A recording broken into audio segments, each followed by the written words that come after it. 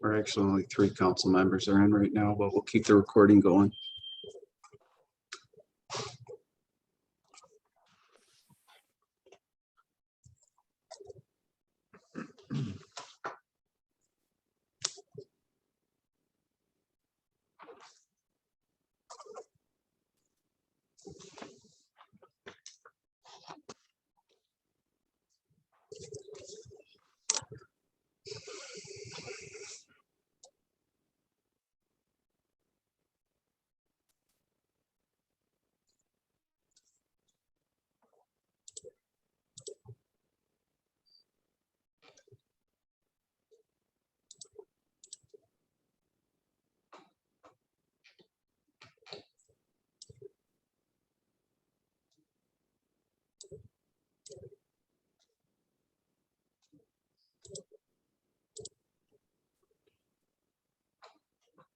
Yay.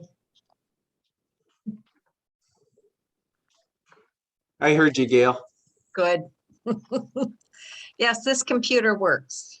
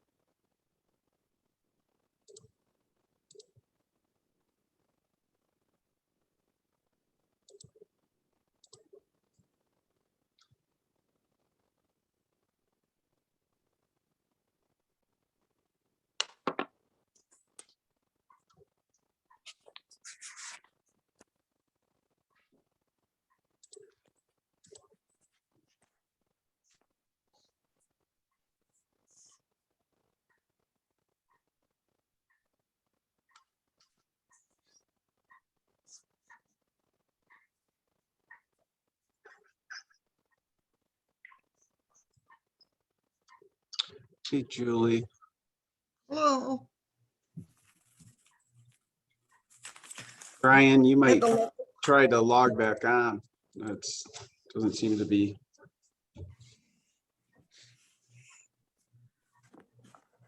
Okay, there's Ryan. Yeah, I was grabbing some water. All right, no problem. How's this new camera look? Looks good. Yours worked, I take it, right? Right out of the box. Mine isn't working. I'll lend you mine. I'm not using it. It's just like mine.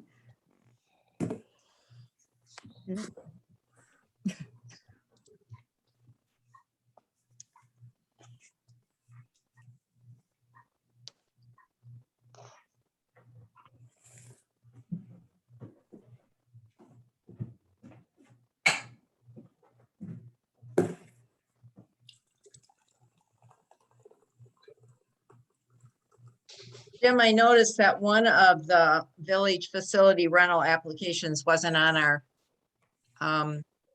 agenda. And what one was that? The graduation party. You mean the hard copy of it? Yeah, it wasn't on the hard copy. Okay.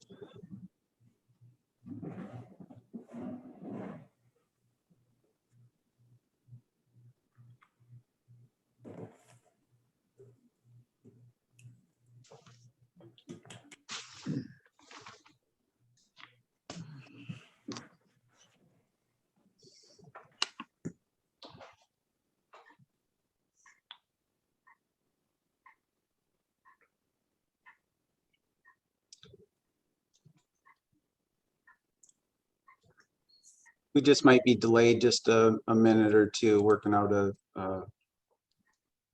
glitch on Mr. Frisbee's end. It's still not 7, but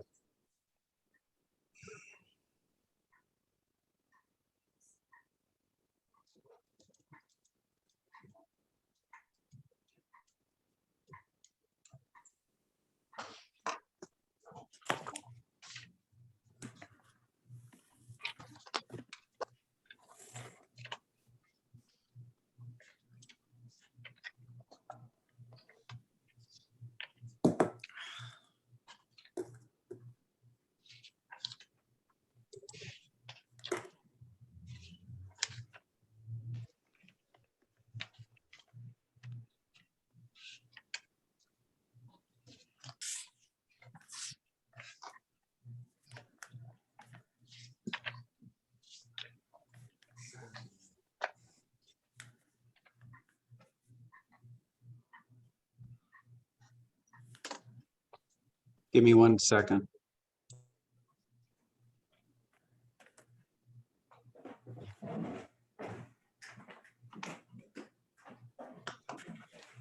Boy, I am so sorry. I'm getting in through my phone right now. Can you hear me? Yes. Okay. Oh,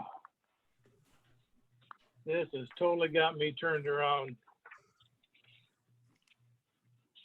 Give me just a minute if you would.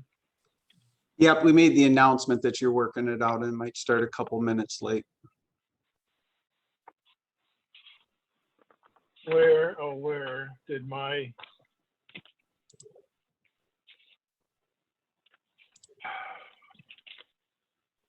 just hang tight? Yeah, we're good. Question, Gail, you said something about the graduation party? Yeah. Michelle Snyder? Yeah. Yeah, I got a copy of it. I have a Mine. copy of it, but it's not on the agenda. Oh, it's not, okay, okay, Mhm, thank you. mhm.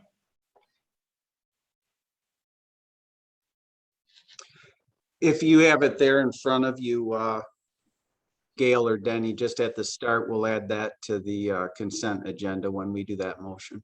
Okay. Okay.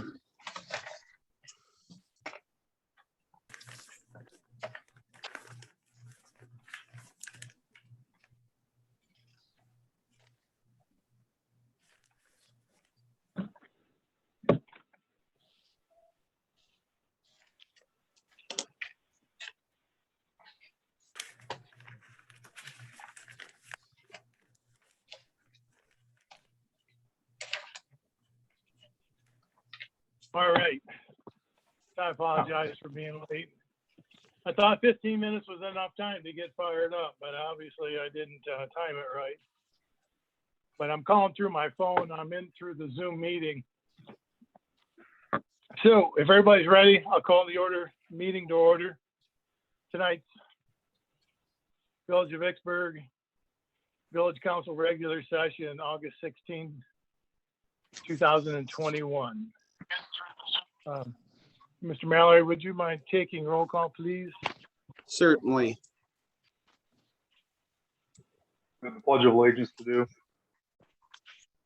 Well, yeah, we'll have the Pledge of Allegiance and then the moment of silence. So Mr. Frisbee, so let me. Man, I'm already jumping ahead. So yeah, if you could, Jim, the Pledge of Allegiance. Yeah, I'll get it back over to the flag then.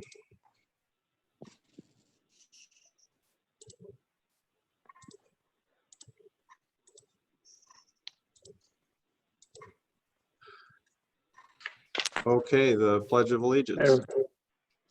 I pledge of allegiance Pledge of allegiance to the flag of the of the United States of and America, the republic for which it stands, one nation, one nation, God, under God, God, indivisible, indivisible, with liberty with and liberty and justice. justice for for all. Goodness. Well, we might get it better next month when we come together. So Let's hope so. we'll take a moment of silence. But prior to that, I just want to read a statement here. of our loss over the weekend. Kalamazoo County Sheriff Deputy Ryan J. Proxmire. He was a husband and a father of 4. He was a graduate of Three Rivers High School. Deputy Proxmire was a patrol officer, a field training officer, an instructor, and a temporary sergeant when needed. Deputy Proxmire was one of those brave souls that steps up to serve, that leaves home for each and every shift with the possibility of not returning. That horrible possibility became a reality this past weekend when he was killed in the line of duty. Our hearts go out to the family and to the grieving law enforcement community left to carry on. Our Vicksburg Police Department will assist in any and all ways possible through these difficult times. It is the least we can do for a man who gave his life and his effort to serve us all.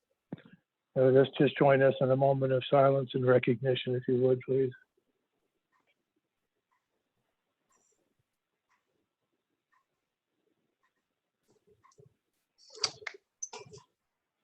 And Mr. Mallory, when you have ready, if you would take roll call, please. Your roll call for August 16th. Trustee Keller, Here. trustee Merrill, Here. trustee Reister, Here. trustee Wagner, Here. trustee Olson, Here. trustee President Frisbee, Here. and trustee Holmes is excused with a family emergency. So again, So we have a full house and a quorum. We have an agenda in front of us. Everyone's had an opportunity to look it over, I trust. Jim, there was just one, and it's just a grammatical correction that on item 10, when we talk, the second sentence, we previously approved the investment of new front end loaders, but I think that should be the new front fenders correct. for our 2018. Just that was the only thing I caught on that. And there's also Sure. there was an extra rental application that wasn't listed. And that is for the Schneider graduation party at the pavilion.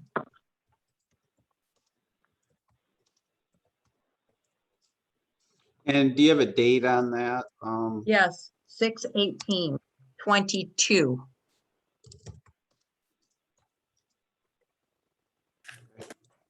Thank you. Mhm.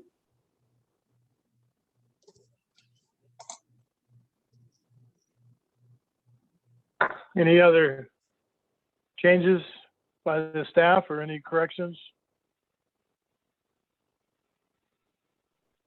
Well, hearing none, I would entertain a motion to approve the agenda. Trustee Keller, move to approve the agenda as amended. Trustee Wagner, support. Trustee Keller with the motion to approve the agenda and support from trustee Wagner. Here, no other comments, roll call vote. Trustee Olson, Yes. trustee Wagner, Yes. trustee Reister, Yes. trustee Merrill, Yes. trustee Keller, Yes. President Frisbee. Yes. So we have an agenda in front of us. I see no scheduled appearances, no public official appearances. We Is there anybody? we didn't have any scheduled. I think Mr. Gisler is on the call, and if he wishes to speak, if he can indicate by raising his hand electronically. All right, he does wish to speak, so we'll go ahead. Go ahead and unmute, John, and go ahead and speak. Very good. Thank you, Jim. Yes, I have just a couple of things. One, I imagine everybody's aware that our county administrator, Tracy Morad, is retiring at the end of this month from us. She's resigning and moving on to something else that'll be another challenge for her. I'm not certain exactly what precipitated this, but I'll probably know more in the future and won't hesitate to fill you in. But it was not a case of she was trying to, hold us up for more money or anything like that. She's, to my estimation, been one of the top administrators in the 83 counties in the state. And it's a darn shame to see her move on, especially if, as I suspect, the reasons are not good ones. Lisa Henthorn is going to fill in as our interim administrator, and we are going to begin a search momentarily, and that's probably going to take a few months. So we're going to rely on Lisa to do her thing. The other item I wanted to bring up was we at the last meeting we discussed the excuse me, the American Rescue Plan dollars. I think that's an official designation for what they are. And the county is going to be receiving somewhere in the vicinity of 51 million. 28 of that will go for COVID-related shortfalls, revenues that did not come in or expenses that were extremely high because of COVID. That leaves about 28, or excuse me, about 23 for other things. And one of the big ones on my agenda devoted to infrastructure is broadband, particularly rural broadband. For a pretty good sized county in terms of population, we do have pockets. Sometimes the pockets are larger than others, and sometimes it's just individual households that just don't have decent Wi-Fi. And that with some of the kids now doing hybrid learning or maybe completely virtual learning, depending on the circumstances, you gotta have decent Wi-Fi. So I'm hopeful that this will be one of the good things that may come out of the whole COVID business. If you know of anyone that indeed is on the outs with Wi-Fi, they just don't have a good one or they don't have any at all. And I understand some people are back almost using dial-up modems. We all probably had those where you dial up the phone and then put it in the acoustic coupler. And boy, those were the good old days. They seemed really amazing at the time, but boy, that's Bush League now. Pardon me. Jeff Sorensen, the supervisor of Cooper Township, is trying to pull all the supervisors, and I would hope they'll also include villages, cities, other jurisdictions into a collaborative effort to deal with broadband. And Jeff's pretty much a go-to guy kind of guy. And if he's going to try to head the effort up, I have full comfort that he's going to be able to do some good things. The one thing we want to avoid is having there are 24 different jurisdictions in Kalamazoo County, and we'd hate to see multiple jurisdictions spending money on the same thing. We all will want to share in it, certainly, but we don't need to duplicate anything that's already being done elsewhere. So hopefully we'll make a better use of the monies that are coming our way, and that at some point in the not too distant future, everyone will have big time Wi-Fi. Thank you. Thanks, John. Yeah, thank you for that update. Should we move on to the time for citizens' comments? This is based on the agenda and non-agenda items. So speak freely, but we will ask that you state your full name and home address and limit your comments to 4 minutes. And just once we start going here, here's the majority of people are on a computer, so they'll be able to move the cursor over the screen, and at the bottom, you'll see a hand, and it also indicates you click on it to raise your hand, and then we'll call on you. If you're on a phone, you would hit *9 to indicate that you wish to speak, and then we'll call on you, and you'd hit *6 to mute or unmute. And I believe there's just one call with John that I see as a phone number. What'll happen is once you provide your name and home address, Alex Lee will keep a 4-minute clock, and he'll raise his hand at 3 minutes and 45 seconds. So, and I hope I pronounce the names as they're in the computer, but we'll start with Karen Matt Miller. Karen, you go ahead and unmute.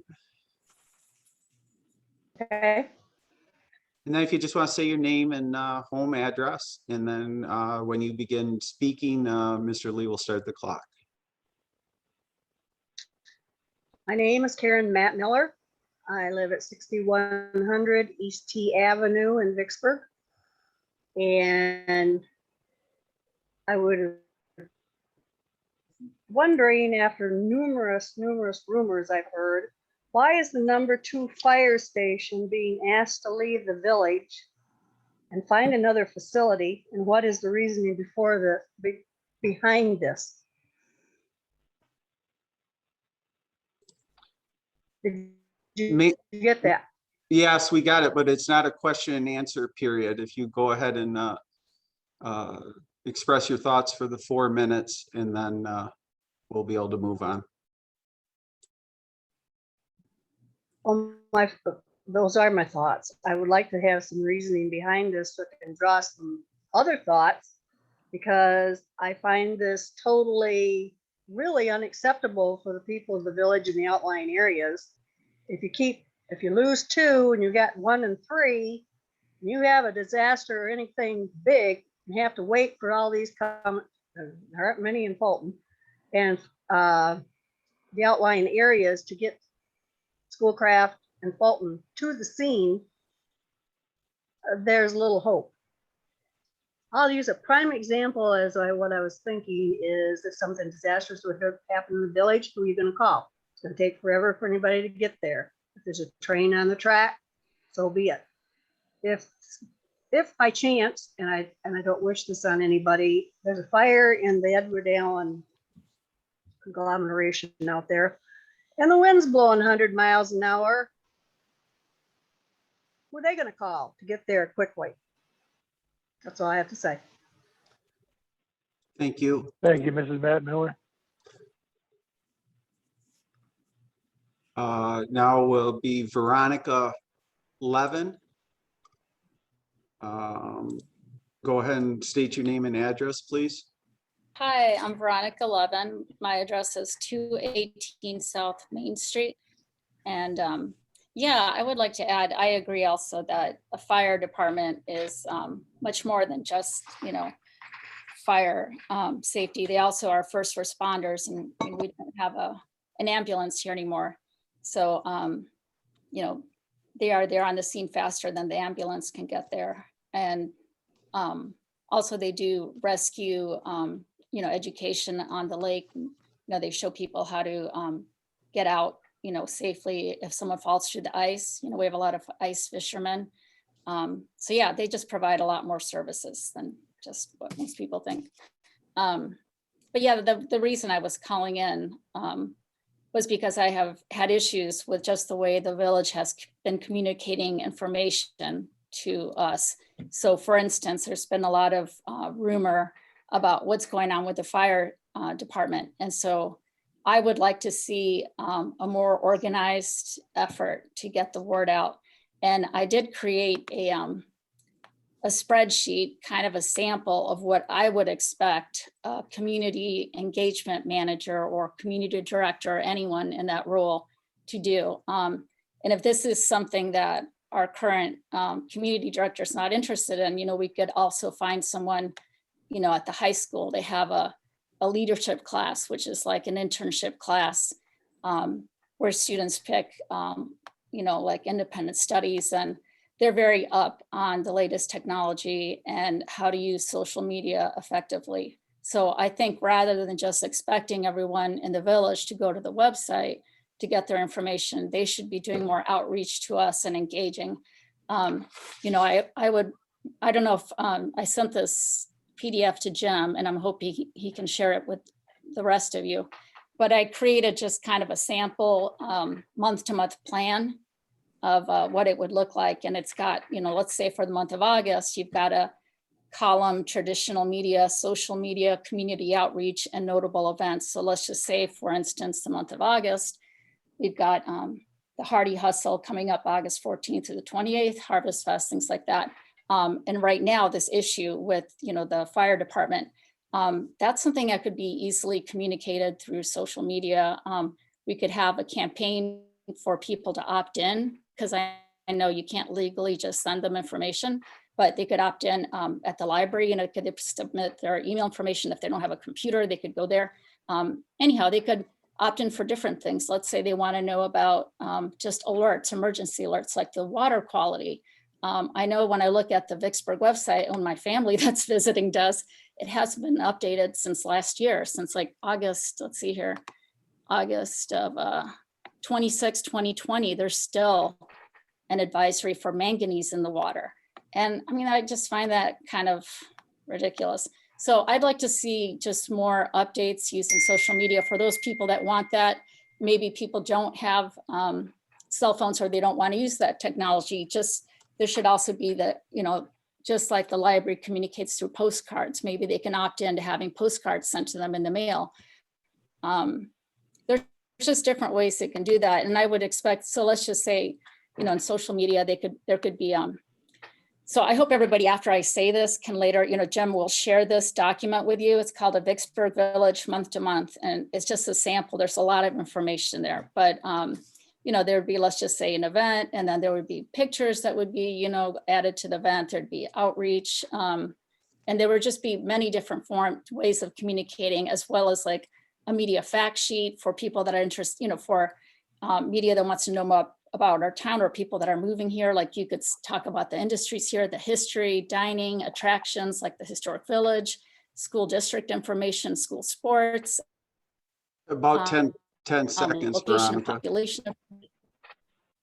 Okay, so just my document, everything's there, and you'll see what a more solid plan would look like.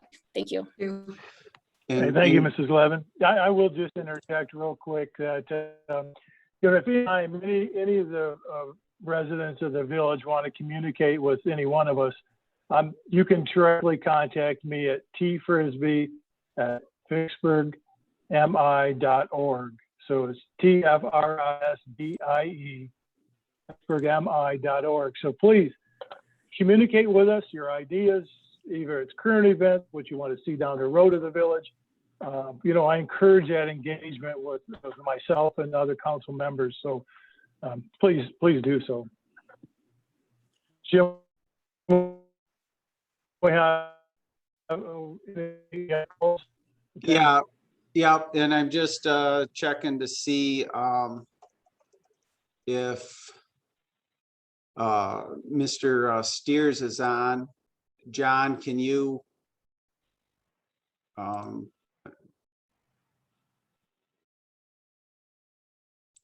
go ahead and hit *6 to speak. You're in the queue to speak, John.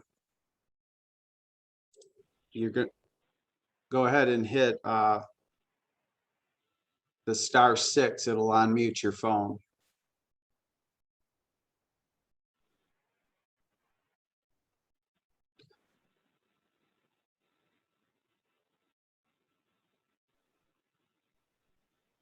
I'll give that a couple minutes. If I have to, I'll call John on my cell phone, and I can put you on speaker through my cell phone, John. So I'm going to go to someone else, John, and then I'll come back to you, or call my cell, John. All right, the next person is just on the computer as John. So we're gonna ask John if you can state your full name and address, please. Yes, this is John Fuller. I live at 423 East Prairie Street here in the village. And just wanted to go over a few things. I talked to Carl a few weeks ago about an issue that was taking place on our street that's getting really bad. We have a house that is 3 doors down from myself and across the street and a couple doors down from Carl that is an abandoned home It's been that way for 30 years or more, and it's infested with anything you can imagine. Raccoons, possums, cats. You can't even enter the house without, or try and enter the house without smelling the rampant stench of ammonia coming from the house. And this is just becoming a triangulation of feral cats that live there, and they are all over Prairie Street.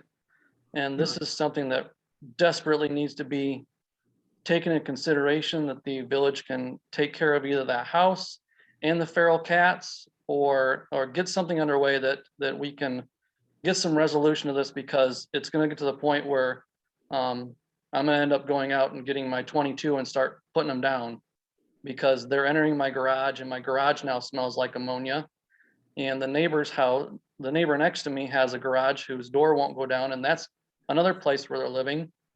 And so it's just becoming a very bad situation down here on Prairie Street. That was the first thing that I want to talk about. The second thing I want to talk about is the construction that's taking place on, or not taking place on, Prairie Street. And that is that today I came home from work and found out that the very house that we're talking about, they prepped the driveway for the pad to be installed. Now, why they're prepping a driveway pad for somebody who doesn't even live there is beyond me, when you've got taxpayers that live on that street, who pay taxes and live at their house, and have had to deal with this situation for the last 3 months. And we don't have pads in our driveway to get into our driveway. Now, I have a large truck that has no problem with getting into this driveway, but I also have a sports car that has a very hard time getting into my driveway without ripping the bottom off from it. And it's just getting ridiculous. There's people down our road that have pads and some don't. Now, I noticed tonight that Carl his driveway is being prepped for a pad, but just half of his driveway. Now, why they're not doing the whole driveway, because it separates to his neighbors, is beyond me. But someone needs to get on top of this and find out why we're not getting pads, number one, and why we're not waiting for the person who doesn't even live in the house to get a pad last. That's all I have to say. Thank you, John. I will address this with Mr. Mallory and the team, and we'll get back. Thank you.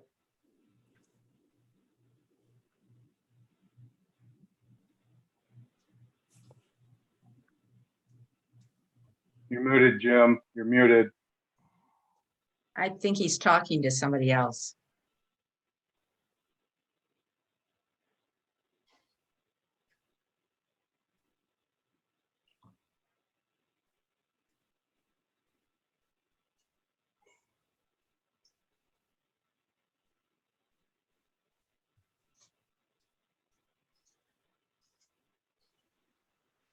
Yeah, I think he was working with Mr. Steers.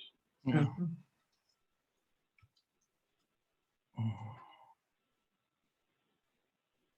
Hello. All right, John, we're going to start over again. I don't think they were hearing you. Alex, give me a thumbs up if you hear them, please, with your hand. Go ahead, John. Let me set my, if you don't mind, my Yep. timer. Yeah, go ahead. That was my fault. So we're okay. Your time will start over. Okay, can you hear me now? What happened is that 5 years ago, and this is all in your pack, over 5 years ago, we started a master plan here in Brady Township. When we did, we obviously, since all of the sewer drama over the past 20 years, made it a point that they be very specific about what is going on going up Sprinkle Road, which is now turned into a $10-15 million project for the village and for the South County Sewer and Water Authority, obviously, whose sewage runs through the same pipe, and is now extending all the way to Zileman between two lakes. So we're right in the middle of all this, and I've explained this before. So when this master plan draft came out, and it said that there've been many studies use studies involving the extension of sewer and water to the Sprinkler Road corridor where I live. We were obviously dismayed and really ready to call some people liars, because we want to believe the village that they have never made a study involving water coming this way. We know that there have been sewer studies made. We have questioned those sewer studies and along Sprinkler Road, because obviously Brady's and the South County Sewer and Water Authorities plans don't jive, and none of them have made any sense for many, many years. So what we're asking the village to do is to simply put this to rest. We know that the village does not like talking about the tens of millions of dollars that it's going to cost to, when you're done with this project, to get it the rest of the way up Sprinkle Road. We don't want to be a part of that project, because we know on our larger lots that we can treat our own sewage if it comes down to it. If the county says that, we'll do it and it'll be much less expensive. We certainly don't want water. And I realize that you folks can't control Brady, but when you sit down with them at the South County Sewer and Water Authority, and Mr. Speeder says, let's all break for cookies now that the meeting's done, and, kind of basically doesn't really treat the OMA very respectfully. I would like somebody to go to that meeting and say, you know what, we're going to finally go to these people along the Plantation Plat, Cannon Acres, which is UB Avenue, and the rest of the people up Sprinkle Road, and say, listen, we're going to pay all that money along with the South County Sewer and Water Authority folks, Indian Pickerel Lake. We're going to pay for that, and we're going to leave you alone, because we cannot be lied to in a master plan. I can't for the life of me believe somebody, you have this many people in Brady lie. I really don't think that you folks did a water study coming through here. And if you did a sewer study, we should know about it, and they won't tell us about it. And frankly, you guys won't either. So we really need somebody to just sit down with us and say, listen, we're going to pay for our own water, sewer, whatever it is coming up Sprinkle Road. We're not going to make you hook up to it. We never should. And just put this to rest, and I'll leave you all folks all alone, because it's not fair to not leave us in the dark when you all know this is a big major project. And it has ramifications all the way into Portage into Kalamazoo, and ramifications for this whole area.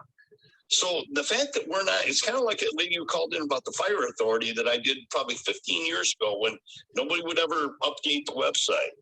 You need to start talking to us. We deserve it. We're citizens just like you folks. And we care about this community, but we care less and less about Vicksburg when, even if our own leaders fall down, frankly, your ex-employees fall down, you need to come to us and say, listen, we'll tell you the truth. And that's, I guess, all I'm going to say. I'm probably leaving some things out. I'm going to end with this, though. We appreciate Vicksburg sending their patrol car up to that night, whatever that service was. I'm getting chills just saying it. This officer, this has only happened a couple of times in this county. And we need to help each other. You folks you have got enough problems in that village, and we're right down here with the sheriff's department. And frankly, Brady won't even allow us to get a sheriff's deputy. So we have to work together. Okay. All right. I just wanted to thank you for doing what you did. And God bless the family. And God bless you folks for taking the minute of silence that you did, because we are all shocked here in this community. And thank you, John. Just thank you very much. Thank you, John. Yeah. Thanks, John. Thanks, John. Okay. John, I'm going to click off the cell phone Yeah, here. thank you very much. Okay. Appreciate it. All right. Sorry about that. I'm back to John's still on the computer, so we can hear here. But now, Noreen, it's Heikes. Hikes. Hikes. She just took her Tony hand Hikes. down. Noreen, can you put your hand back up if you want to speak? Yep, there she did. So it's just jumping around on me a second, Noreen. I have to find you. All right. Go ahead and say your full name, Noreen, and address, please. My name is Noreen Hikas. I live at 202 South Main Street, Apartment B. And I have 3 concerns that I'd like to address with the council this evening. My first is very easy. I would respectfully ask that perhaps council members' emails could be posted on the village website so that we might communicate with our council members directly via email. I know that their phone numbers are there, but it's really easier if I can put something in your email box and you can access it at your convenience. So perhaps that could be quite easily made. I have 2 other larger concerns this evening. One has to do with the changes made to Clark Park. I know that was accomplished during the middle of July, but several things were changed from the original plan, and there wasn't really any community notification, community discussion about what was done there in terms of shrinking the pool there.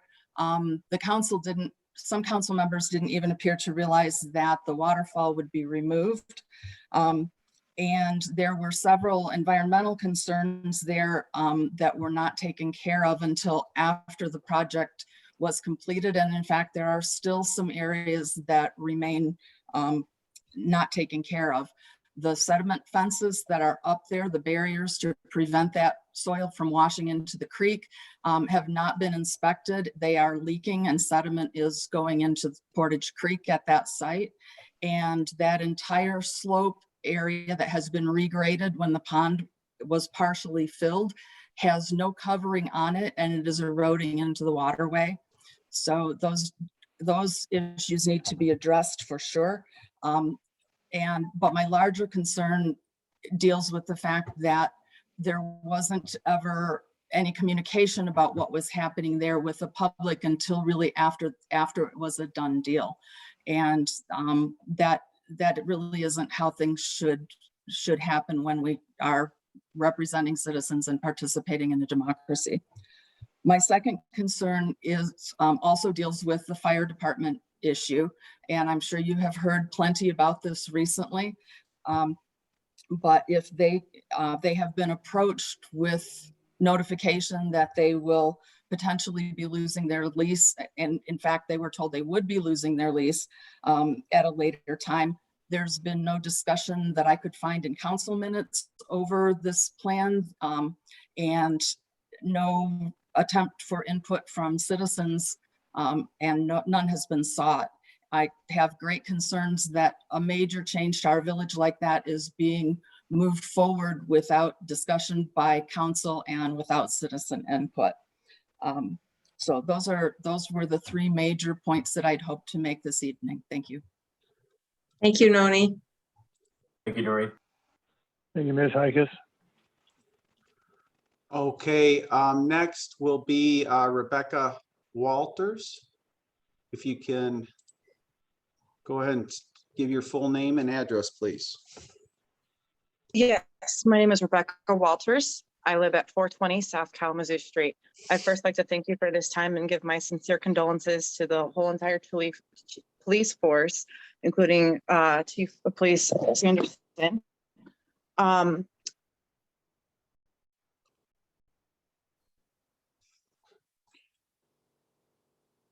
You there, Rebecca? I'm here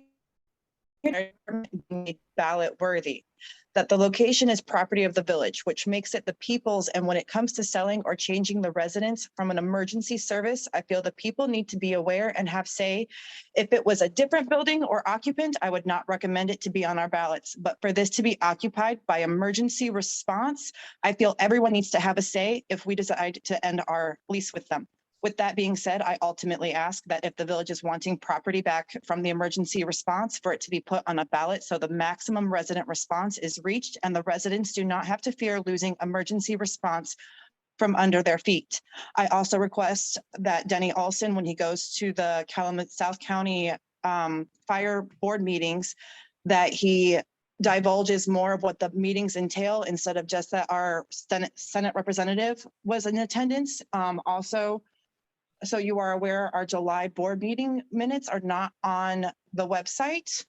And that if he cannot divulge more information on what those meetings are entailing, if he could submit a resignation and I can step up to make sure we are getting relayed information in a timely manner. I'm also requesting at this time we get better transparency of our paid elected officials, job duties, pays, and the budgets they work on.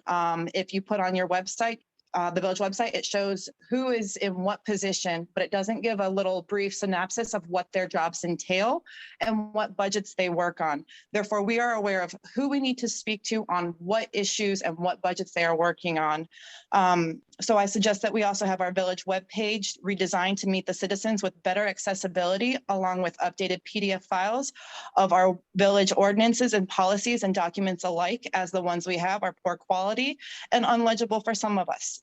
We also request transparency on any properties the village has sold to the mill or are in connection to the mill, as a lot of residents fear a monopoly is headed to our area.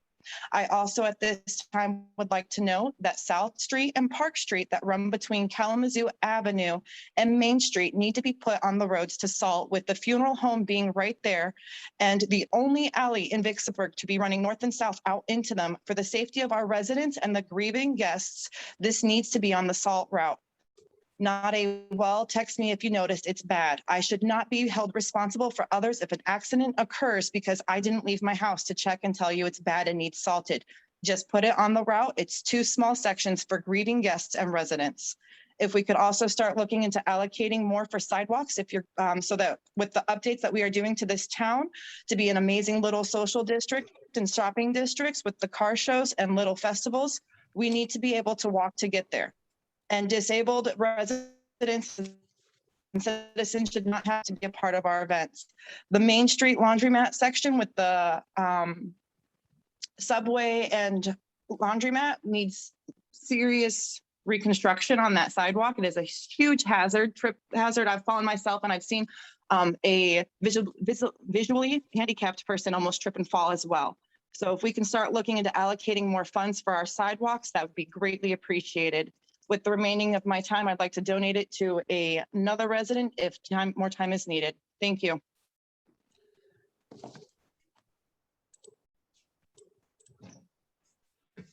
Okay, and now, Miss, wait a second here, it just switches every time Pat Wilcox. Go ahead and state your full name and address, please. Yeah, hi, my name is Dean France at 531 East Prairie Street. Unfortunately, my iPad died, so I'm using my wife Pat's. You can hear me okay? Yes, sir. Okay, great, thank you. I agree with the gentleman that spoke earlier about East Prairie. There is a house with tons of raccoons and cats. We have raccoons walking through the yard. There are cats everywhere. As far as the driveway, I think that this construction, you know, as long as it's gone on, is not a bother to us. I think it's going to look really nice when it's all done. We've dealt with it. I know that the village has made attempts to bring water trucks down to hold the dust down, but we live right on the corner of Wilson and Prairie. And like today, I came home to a major dust cloud. So I think that it would be nice that if we had a few days, you know, of dry weather, that if you could do that a little more diligently, that would be great until it's finished. The other thing I would like to address is that the hydro seed that they did, I believe that is my opinion, they did it a little bit early. And so there's numerous houses that have been hydro seeded down here where the seed is just not taking. We were diligently watering ours, and you know, we've got you know, a couple of weeds coming up, and I think that needs to be looked at to have that redone at some point. You know, preferably later in the fall when the grass would grow better. The other thing I'd like to address is that I'd like to see a little more police presence in this area. On Wilson, quite frankly, I think I can speak for everybody here. You know, occasionally people have a little bit of lead foot, including myself, but people are flying up through the high school. We're talking like 45, 50 miles an hour going down Wilson.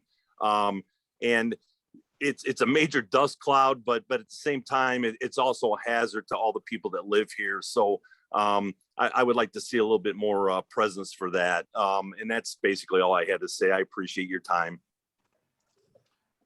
Thank you, Okay. Mr. Prince. Thank you. Thank you. Give me.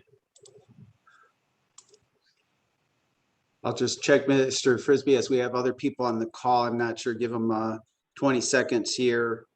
If they,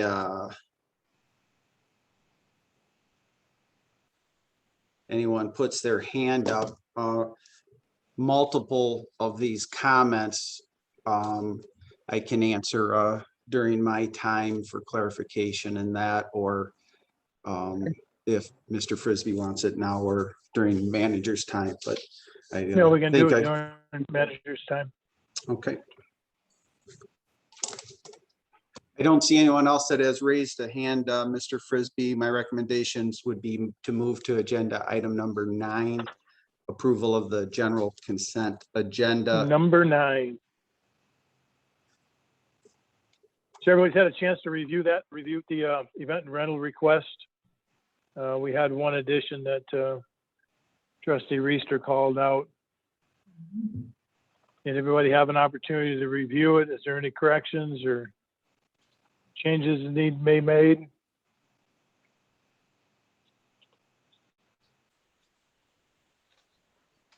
We're hearing none and entertain a motion for approval of the general consent agenda.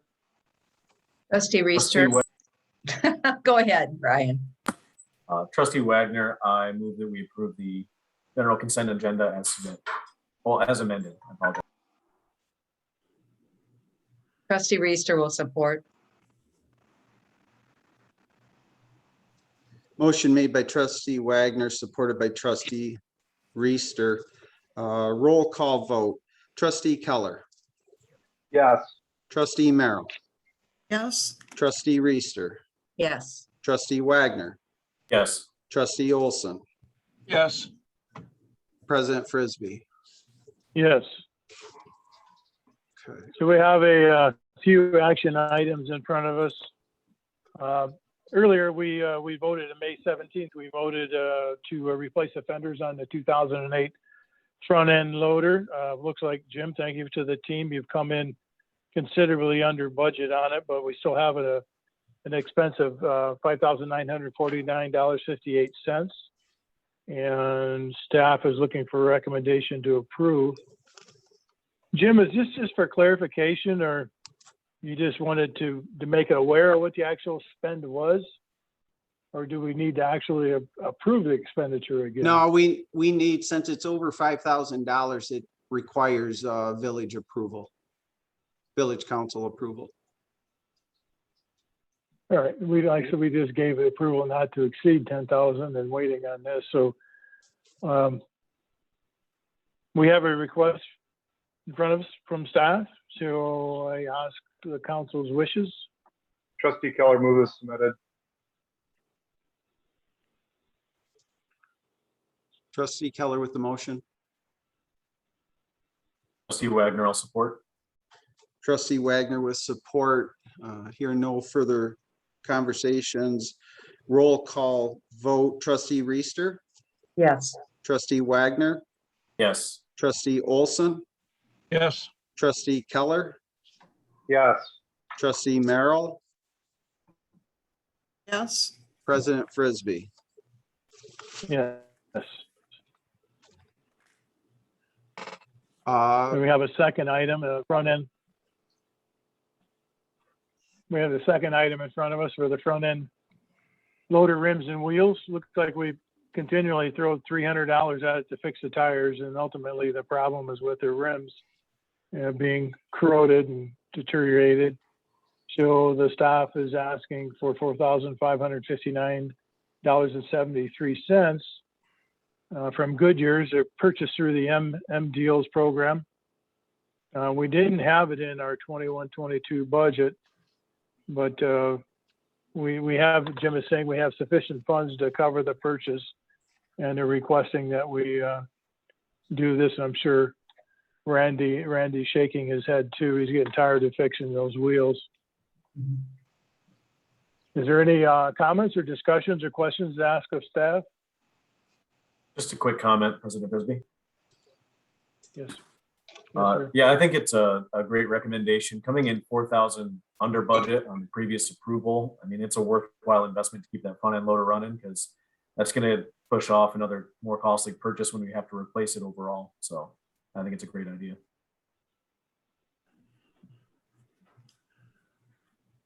Any other questions? Comments?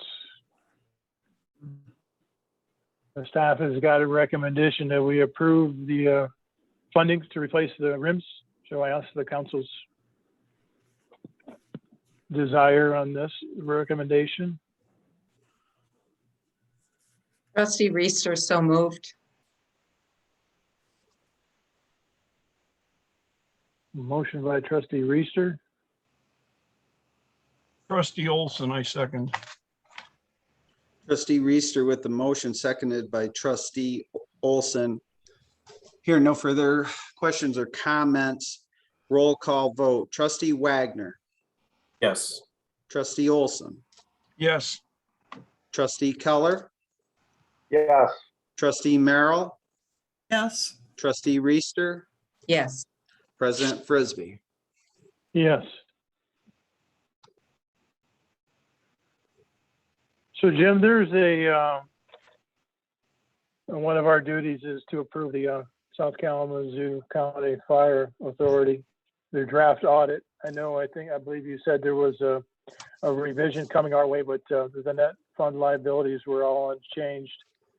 I must say that I didn't review it with the due diligence that I had our village audit, but it was quite informative, and it actually being, I think, through the auditors were being similar with ours, it flowed the same, so it was easy to read. And ultimately, I look at the bottom and see what our net expenses and net revenues are, and they're in a highlighted fund position of $579,299 that are unassigned in that group. So I didn't have a lot of other comments on it. Jim, did you want to? No, I talk think, further on? yeah, no, I mean, it's a different governmental entity. It's unique that we sit on that board. The comments that were made there and our material comments from the auditors are similar. We invest money to have that done by Siegfried Crandall. So we always talked about to eliminate that last auditing comment a few years ago. 3 years now, the village of Vicksburg has been material audit comment free. But we invest that additional money to make sure that what's listed here on your summary doesn't show up. I don't know the specifics to South County Fire, but many smaller governmental unit bodies would have similar comments. All right. Right, and it's a choice that they make as the governing body to do it internally or hire an outside firm to assist them on it. And I saw nothing really negative and jumping out in any audit recommendations. So no, staff, I'm sorry, Mr. Frisbee. I am recommending that it does receive council approval. Right. So we have the staff recommendations. I believe everyone has a copy of the audit. And any questions that we could answer, that Jim could answer, any concerns? If not, entertain a motion to approve. Mr. Frisbee, as a representative for the South County Fire Authority for Vicksburg, I do recommend that we approve this audit, but with full transparency too, the Village of Schoolcraft just turned this down on a 4-3 vote. And of course, the village president, having auditing background, was not happy with the way it was presented. It will probably, Tracy Losi will probably have to go before them again and explain all this as she has had to do last year. So with full transparency, I want you to know that Schoolcraft did turn this down. Denny, did they call out any reasoning behind it? As far as I know, no. I have not spoken with them from Schoolcraft over this. I will probably talk to Todd on Wednesday night about it, but my information came straight from John Gessler, who was at the meeting and informed me that night. So I have not gotten any answers from South County yet. So hopefully Wednesday night we'll hear more. Thank you. Well, as I said, I read through it. It's Sigro Crandall, the ones that do our audit. It flowed well. I saw no major hiccups in their funding and their accountability. There were recommendations on how to perhaps have an internal auditor be a contract individual, but didn't call out that they found any discrepancies or underlying errors in any of the data. So I didn't see anything that raised my suspicion or ire on it. Not quite sure what the Village of Schoolcraft saw. Well, I think that since our staff recommended it, I think that's what we should go by, actually. And not be concerned about another community, really. Yeah. Point of order, Denny, were you making a motion? I can make that a motion if you would like. I recommend sorry, Tim. I thought he had made the motion. That's why I was. Well, I did recommend that we do it, but that's just my statement as a member of the fire authority. So.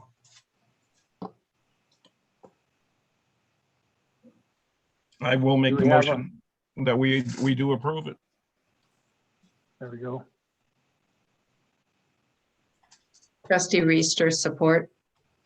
Motion's made by trustee Olson to approve the draft fire authority audit, supported by trustee Reister. Here, no further comments or questions. A roll call vote would be trustee Wagner. Yes. Trustee Reister. Yes. Trustee Merrill. Yes. Trustee Keller. Yes. Trustee Olson. Yes. President Frisbee. Yes. So that moves us to village managers report and time, Jim. Yeah, if it's okay, I think what I'll do first is go through some of the statements and questions by the citizens, and then which some of those will be under 12A anyway on the update, yeah. On the agenda. Couple of the real simple ones. I believe it was Dean who spoke last, talked about speed on Wilson Street. Starting tomorrow, the chief will put a 45-day special attention for speeding on Wilson Street, northbound from Highway Street. Up the distance, that'll go for 45 days.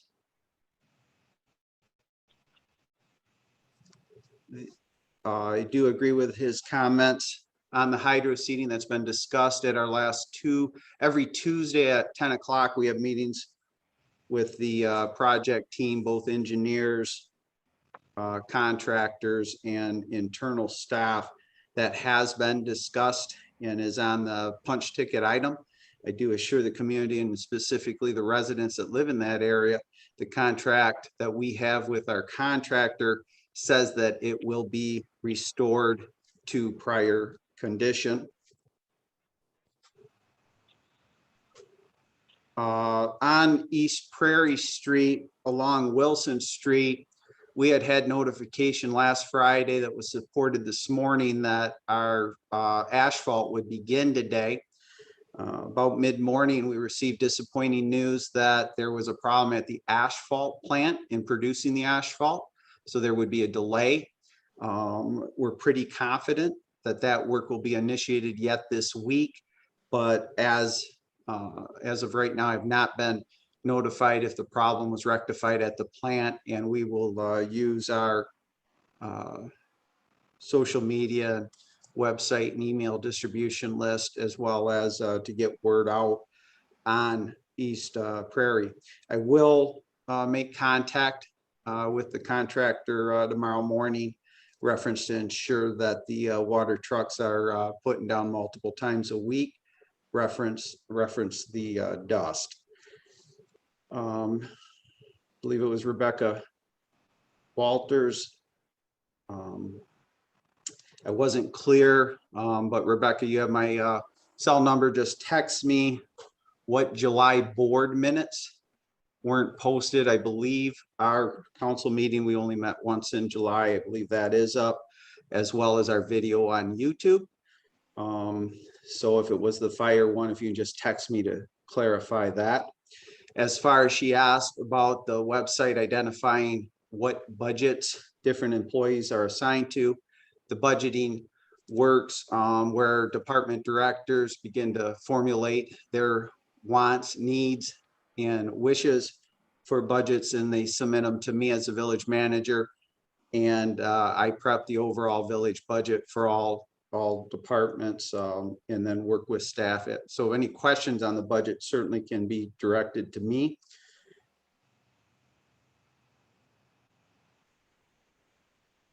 We talked about at the end of this, I'll probably share the screen on the village website, but what we will do here in the next week to week and a half is put out information, reference, call them educational tutorials on our website, because we're pretty proud on how transparent it is with our budget, the Transparency Center, the recorded videos of our meetings and minutes. But a couple people had comments on that. Excellent suggestion. If the council members' email addresses are not on the website, they will be within 10 days. We'll make sure that happens. It's Sidewalk. We have invested from $12,000 to $17,000 in sidewalks the past few years and identified numerous sidewalks. Randy and I went out both on Kalamazoo Avenue.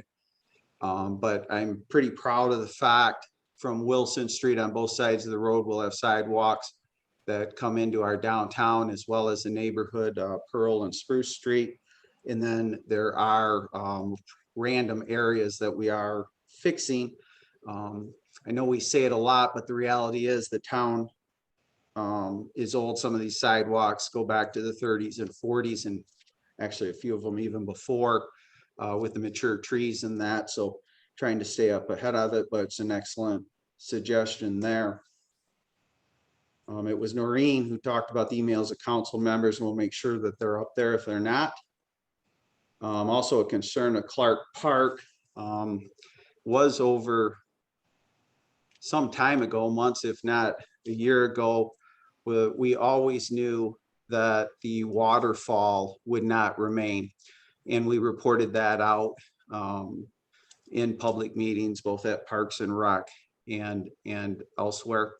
The reality is just the old pipe was 18 inches that came across the road from the pond, with the storm system being from downtown being redirected through the stream. It's a 48-inch pipe, and the volume of water, the waterfall could not be engineered to that.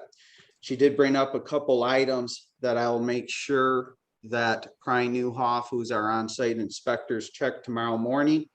And that was the environmental concern she listed with the silk screen and the dirt by the pond. So I'll report that out. And to the citizens on the call, if you want an update for the infrastructure, I will also make sure my email is on the website. And most of you have my cell phone.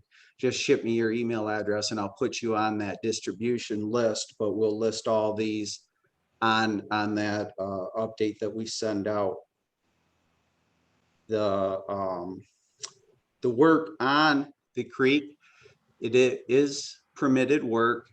We do have the hard copy of the permit that was permitted. That work will be initiated, if not by the end of this week, at the start of next week, and should not take too long to complete. But the stream, as it moves to the walkway across the creek, was engineered for a storm event to slow the water down as it moves southbound into the creek, and with the appropriate rift raft, I think, or it's a rock thing that I get hung up on quite, but it was all engineered and it has been approved by Eagle and permitted. You should see that work, like I said, here in the next 5 to 10 business days at the most, initiate, and it shouldn't take too long to complete. And we move that forward. You'll also see some improvements to the decking and observation, as well as the decking below that has rotted and that type of stuff. So that work will be initiated. Mr. Steers, I communicated with him via email. I wasn't aware in my tenure as village manager. I do have to look prior to that because he asked to go back 10 years, but I'm not aware of the village being involved in any type of research or plans to extend water services outside the village. But that FOIA request was put inside the council packet. Mr. Steers updated the FOIA late this afternoon, and we will honor that and answer it.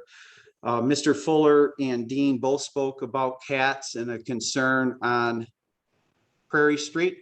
The Chief Sanderson will assign that out, and we'll address that. The other thing that was discussed was reference construction on Prairie Street, specific to driveway approaches.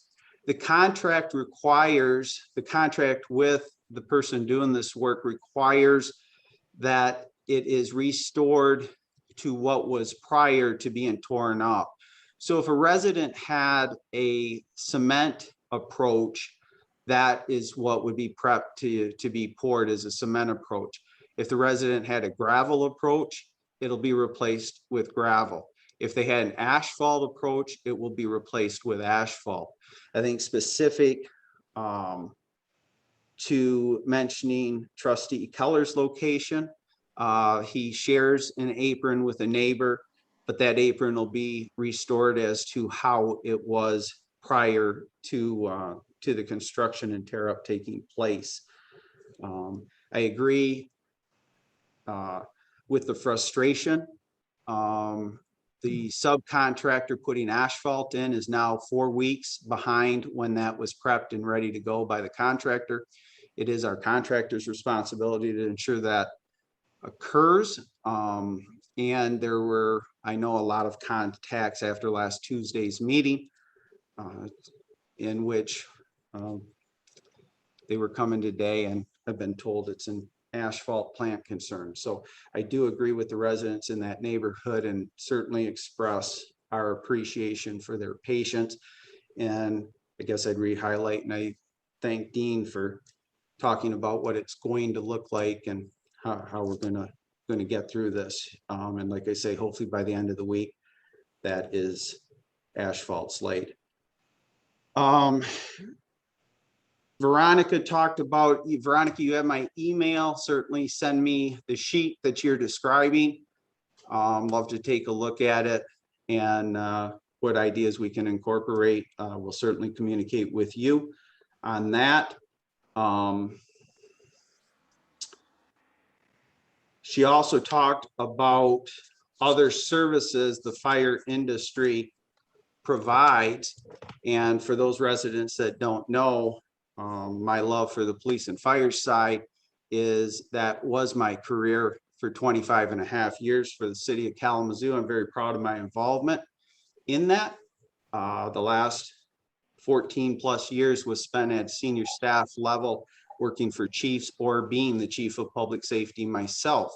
I have a long track record of support And one thing we brought locally, because she did correctly identify that a large percentage of that business is on the medical and rescue side, is we're the only village, we believe, in the state of Michigan that isn't a public safety police fire combined department, but we send all of our officers to become medical first responder, which is to the level of a firefighter 1 certification. So in the village of Vicksburg, on a medical rescue, we have officers that work this, police officers that work the village 24 hours a day, 7 days a week, 365 days a year. They'll have one of our police officers respond with the medical training and equipment to begin any efforts at rescue, and pretty proud of that. Appreciate Chief Sanderson's leadership there, as well as Doc Fales, the medical control director, who fully supports this program we engaged in, as well as the city of Kalamazoo for allowing our officers at no cost to attend their training to get to this level.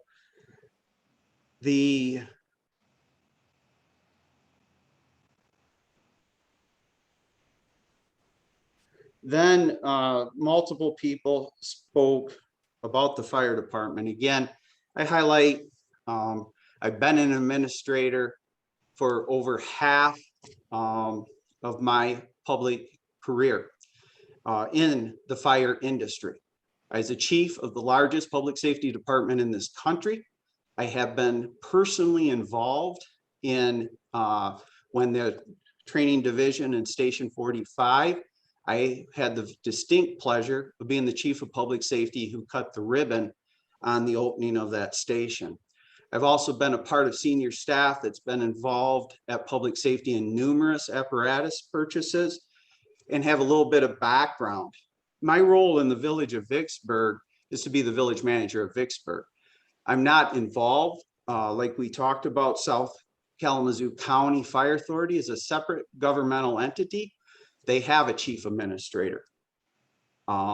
It's interesting to me on one of the downfalls of social media is when different people post not knowing a complete story.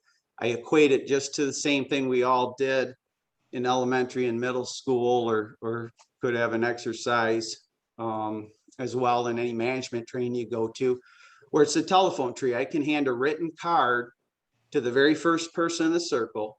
They read that card, and then it goes all the way around the circle, and we ask the last person to say what was on that card. And we've all participated in this exercise, in which it doesn't matter if you have 6, 10, 15 people in that circle, the message is never the same as the written card that was provided to the first person. Social media is instantaneous. It's humanizing in that people seem quite often to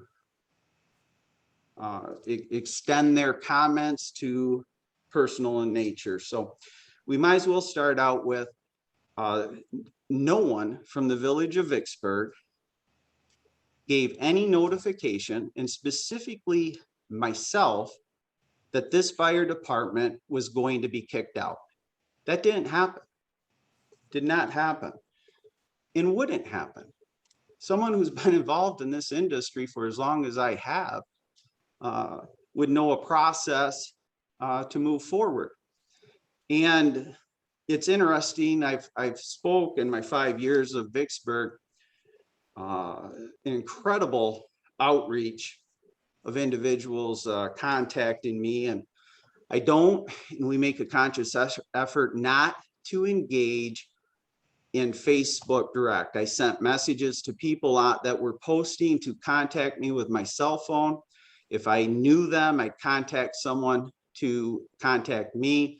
I made multiple other contacts. The first evening, I sent a blind copy to all the council members to make you aware of what was being commented, and I articulated what my knowledge was on the subject matter. And it's an analogy that we have, and we've participated, all of us on this call, some for multiple years now, going back to 2007 or 16. We have recognized our village hall is not adequate. It's not ADA compliant. There's several other issues. Part of our federal loans we've accepted, we've put documentation in that we will become ADA compliant, and all the oversight of legislative activity around a public building will meet. Part of this journey that we have behind us, we laid out a plan. We instantly started saving money, and we start to do something. Last year, we tested this. We first identified a location that we currently own. There'd be no purchasing of property. We've tested the soil to determine if that location is buildable, which we found out it is. Within this budget, we'll be presenting to the council an exploration, and I've had emails with a contractor and Mr. Frisbee on looking at, are there other options, properties, buildings accessible within our jurisdiction that could meet the needs of Village Hall. We every January approve assigning money, or committing money, actually, that's the highest level of government commitment, because we don't want to saddle our taxpayers with additional debt. So it's the prudent thing to do. We just did it in this fiscal year we have approved, this council has approved of building a 6,000 square foot DPW building.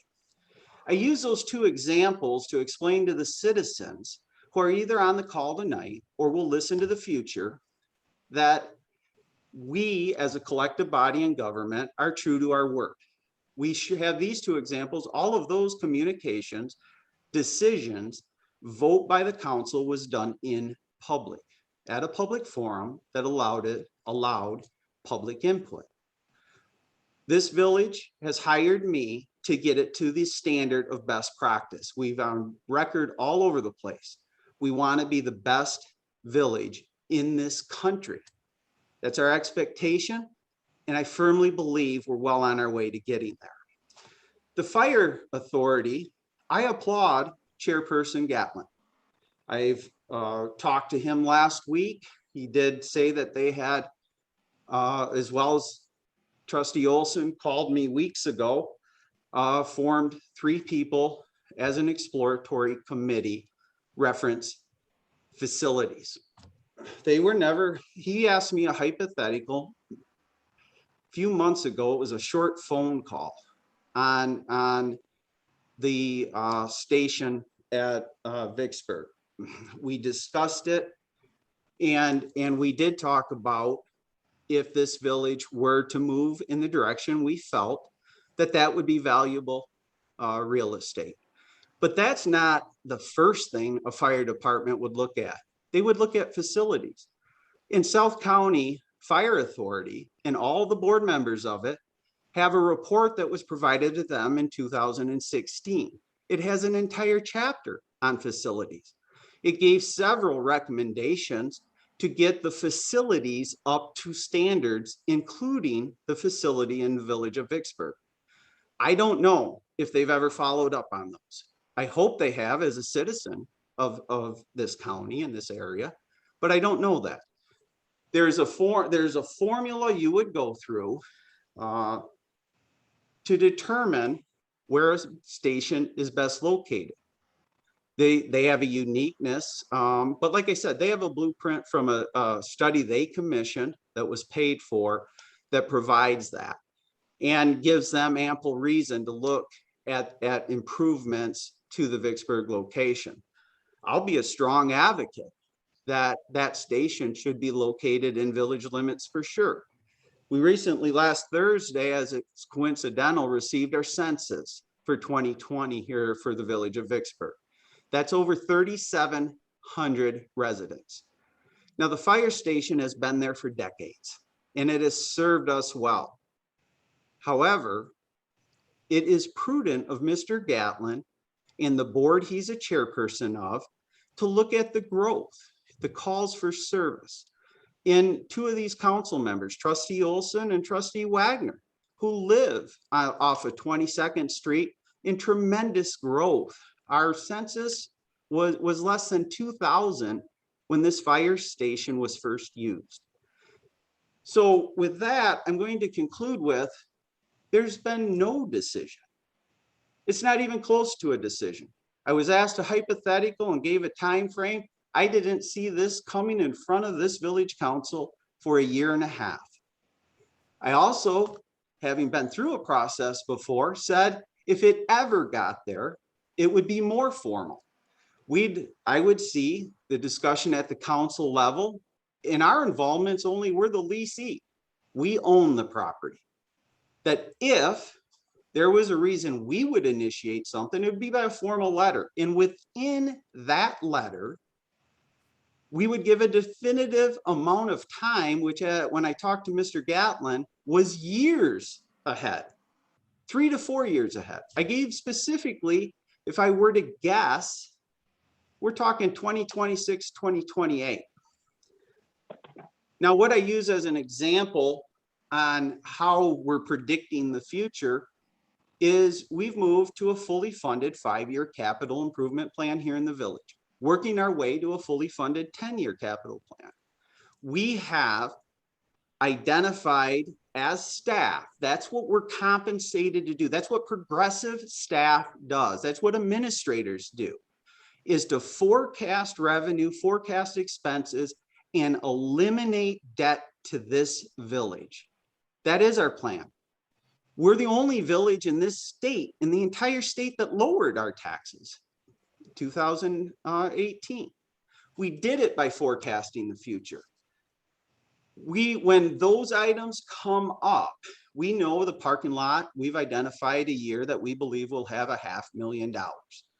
There's no reason to put, there's nothing to vote on. Tonight's 2 examples. We purchased fenders. We put in the budget, we'd spend $10,000. It was approved by the council. The purchasing policy of the Vicksburg, anything over 5,000 needs your additional requirement.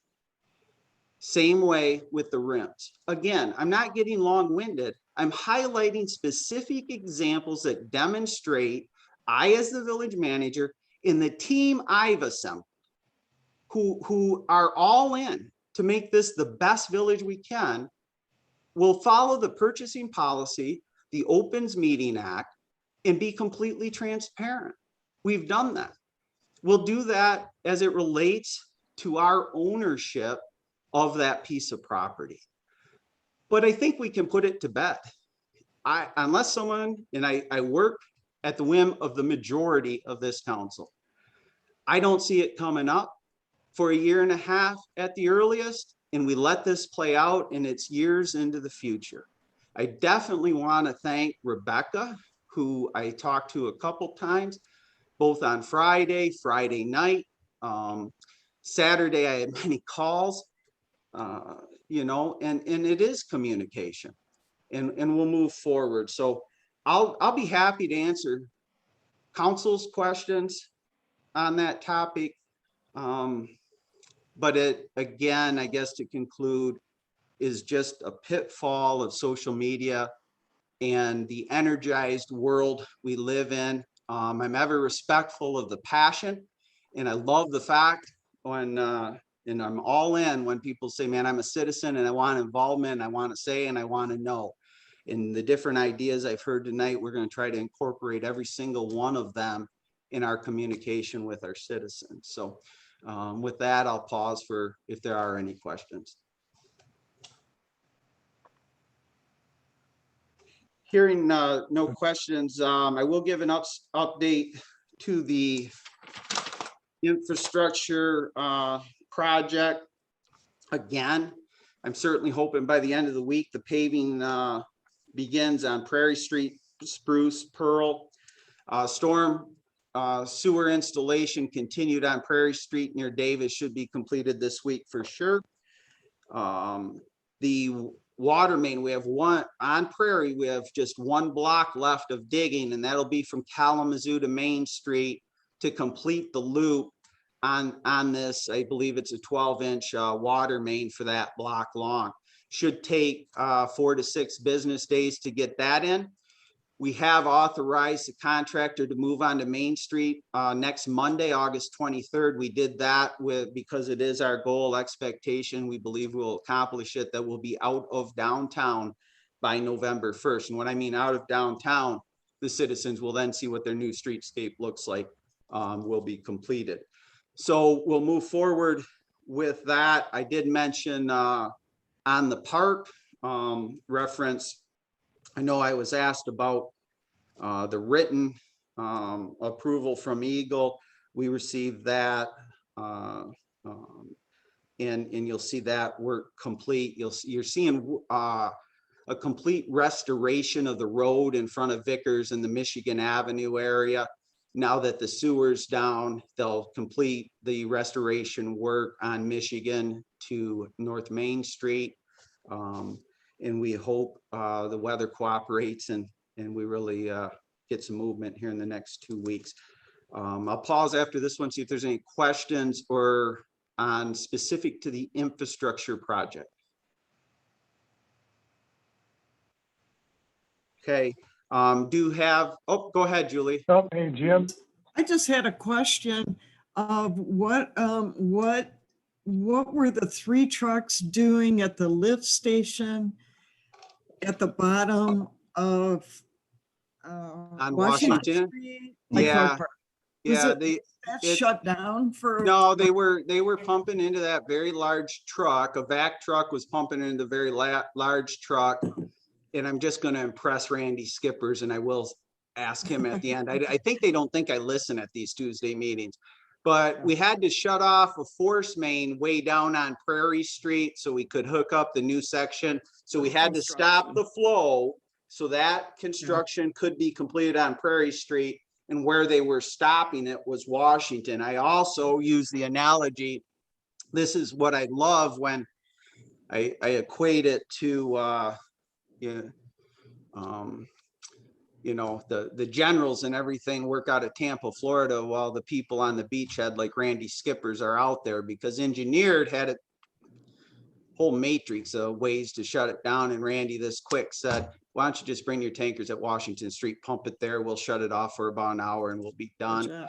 The generals all Thank you, looked, Randy. the generals all looked stunned, and they executed Randy's plan flawlessly. So I think that captures it. Randy, give me a thumbs up, or if it does, if anything he wants to add, but that's what was happening. So thumbs up. Okay. That's better. Just, and there you go, Randy. I do listen on those Tuesday mornings. So Tim, did you have a question? No, I was just catching Julie's. Okay. Any other questions? All right. I say it every week, but the complete product's coming, Trustee Keller. It's on the way down there, I hope. So Latitude notebooks are in your hand. Again, it's another jump that we're making to go to a paperless, and will really work well as we start and begin to meet in person again next month on the 20th, where we're now into the wireless notebooks. I do know that Trustee Reister, we're going to work with IT Right to finalize some stuff. So if there's any other issues that one might be having with the Dell notebooks, please let us know. We set them up so that IT Right can remote in and make any improvements or fixes you might need. DPW building, the subcontractor referenced some excavation work, had some equipment problems, but certainly believes he'll have those rectified, and we'll have this building start its construction by the end of the month for sure. We have extended a conditional offer of employment for a police officer full-time. We began in 2016 to do complete background investigation. So we do have a background investigator who we hire each time to complete that background. Once they submit the report to Chief Sanderson and it's his satisfaction, that final offer of employment will begin. When that does, we will bring them to a council meeting and introduce the officer to everyone. But I think it's as well, we had DPW interviews took place last week. And it's something I think we've brought into the village. We always have a trustee, department director, myself, and a citizen sit on these interviews to go through them.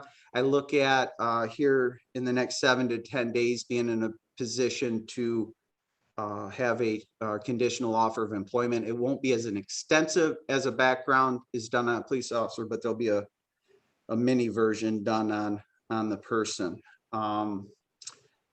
And one item, I know it might be a committee report.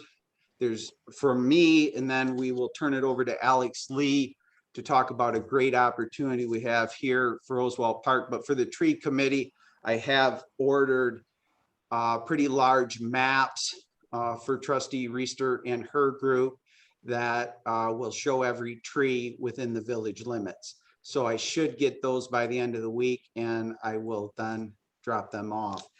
I'm going to turn it over to Alex Lee to talk about this fundraising opportunity. He's gonna, we had a couple inquiries. It's Oswald Park. He'll get into all of that, but the inquiries reference Clark Park. I'm anticipating a makeover beginning in Clark Park in 2023.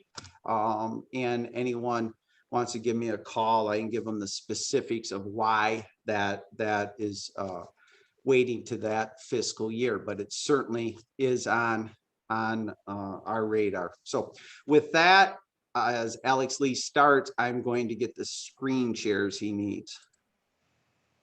All right, you've all seen the proposed footprint of Oswald Park, and I'm getting a lot of inquiries about the holiday tree. The holiday tree is a part of the provision of Oswald Park. So I want everyone to rest assured that our Christmas in the Village lighting ceremony will remain untouched. We have some three-dimensional photos to show you. The one in front of you shows in the center of a park a heating element with some bench seating, some additional seats. The trellis seating that's there will have extensions on the end that a wheelchair can get under. So ADA considerations have been applied. There will be umbrellas. I don't think you can see them in this particular rendering. Jim, do you have some of the additionals?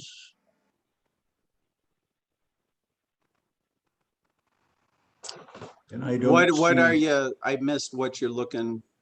Well, I was looking for some of the umbrellas that were involved with the tables. I don't see them in this drawing. I don't, but they are. Yeah, I don't think they're on these drawings. Yeah, they're on the, well, if you can hold that one for a second, Jim. Tell me when to stop.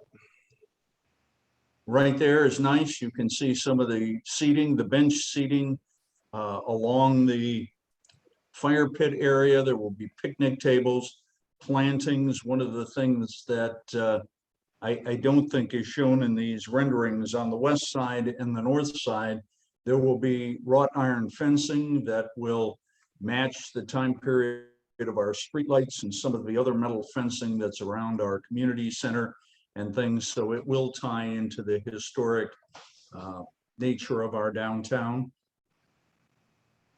There was one more, Jim, if you can go up. Right there, you can see a game area that will be off to the west side. There will be cornhole, both an adult size and child size. Here you see a better view of the trellis seating, which will be higher bar seating across. And again, you can see a little of the wrought iron fence there on the Oh, yes. north exit that goes to the parking lot. And so those are some of the 3D pictures. You'll see more of them as I move into the second part of my presentation this evening. You'll see them move out onto social media as we talk about our fundraising opportunity. And I'll move to that now. It's a crowdfunding campaign. We've launched it under the title of Bringing Oswalt Park Back to Life. I'm going to pause for a moment and let you know that Oswalt Park was named after Uncle Jim Oswalt. He was a gentleman banker in this community, and people will quickly tell you the story of getting a car loan while you're buying vegetables in the grocery store over a handshake. That's right. We have found some additional information of this unique person, that he was a veteran. He commanded troops in the African continent. There are a lot of interesting things that Jim has asked me to work on for a presentation in this park. We've also been in touch with the Oswalt family. They support this effort. They did mention to us that, you know, nobody really knows when you say Oswalt Park, where Oswalt Park is. We received an email today saying the same thing. Where is this park? Really? So one of my tasks is to make sure that once we open this park, those kind of comments don't appear again. And if you have ideas on how we do that, please share them with me. I have some ideas already, and we're going to combine this information. But now on to the crowdfunding campaign. We titled it Bringing Oswalt Park Back to Life. It's an opportunity for us to win a $50,000 matching grant. Now we have to raise $50,000 before we get the $50,000. We can continue to raise more, but the limit of the grant will be $50,000. So this fundraising campaign will last 60 days. It's all online under the Patronicity website. This is part of the Michigan Economic Development Corporation's Public Spaces Community Places initiatives. And to save a whole lot of verbiage and to start spouting websites that people may write down incorrectly, I will tell you that this press release from Michigan Department or from the Michigan Economic Development Corporation was posted on our website today. It was posted on our Facebook page today.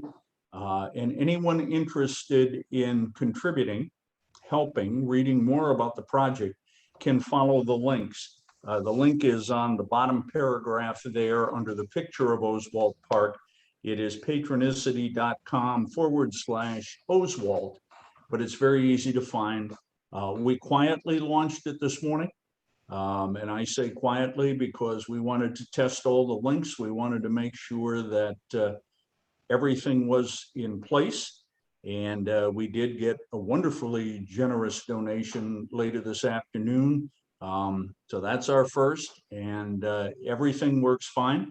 So tomorrow we begin the task of, in the next 60 days, raising $50,000.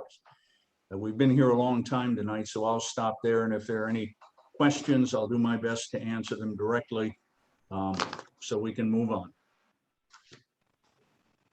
I'm sure this question will come up by somebody about the time capsule. So if you could just comment to that real quick.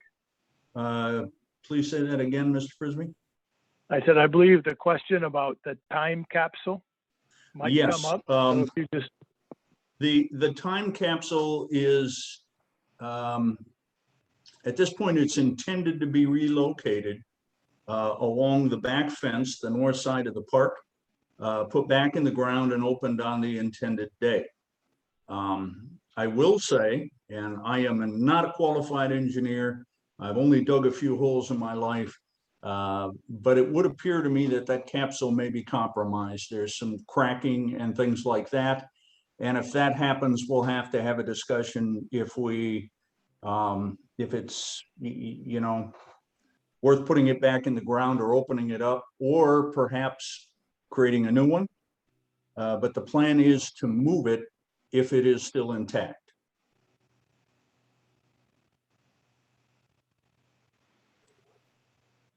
Anyone have any other questions for? I think Julie put her hand up electronically. Oh, my hand up, yeah. Hey, I have a couple questions. Looking at that drawing, I wondered what kind of surfaces will be on the ground. Will they be impervious surfaces like solid, or will they be permeable in some way? Because there are studies that are happening regarding the heat created in the way water occurs on those surfaces. Just when I worked in the park, just weeding, there is no southern shade. So when you look at those 4 picnic tables, and say we put umbrellas on those tables, I'll tell you, nothing beats a tree.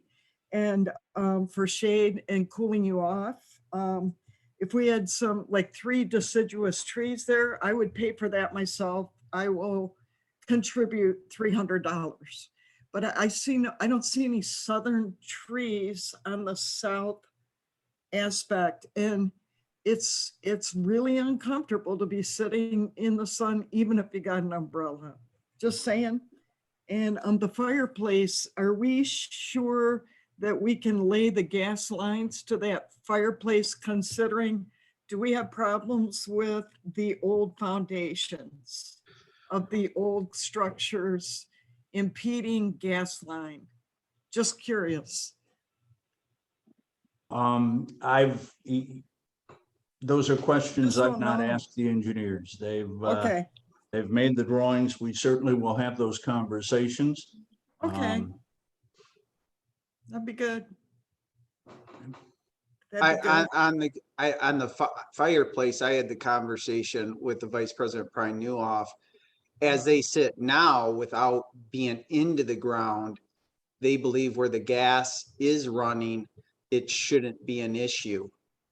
He did at the time tell me, of all the issues we found so far in this infrastructure project, but he says what they know in the core sample, they did take a core sample, something like that, they believe they can do. It'll work. Yeah.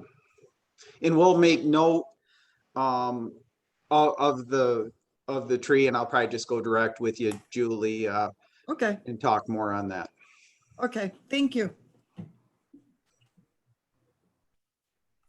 Any other comments or questions in regards to Oswald Park? Just very exciting. I'm very, very excited about it.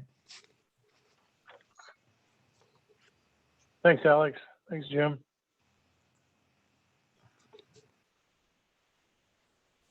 Was that the last thing we had on the list, Jim, for your time? For my time, yes. And then we're into the committees. Committee reports? Yep, tree, fire, and